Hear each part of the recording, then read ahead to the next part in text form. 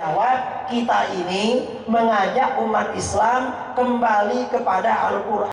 Kemudian juga ya terkait masalah tradisi tadi, masjid-masjid yang didirikan hanya apa? Ini orang Wahabi tidak pegang di tafsir, tetapi maksud kembali kepada Al-Quran yang pertama kembali bukan yang dikehendaki oleh para ulama. Itu Wahabi. Coba pasti lebih tapi kalau ada ajaran-ajaran lain kok pinter, tapi pinter ngakali.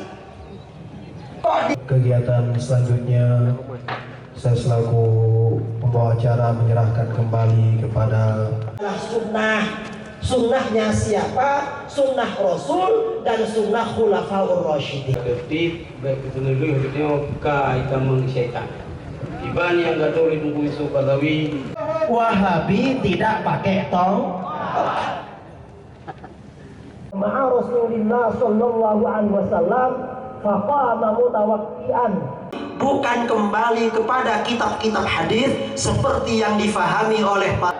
Ada orang anaknya lahir dapat 40 hari, lalu hamil mengandung dapat 7 bulan, selamatan. Datang mereka nanti walil mu'minin wal mu'minat wal muslimin wal muslimat.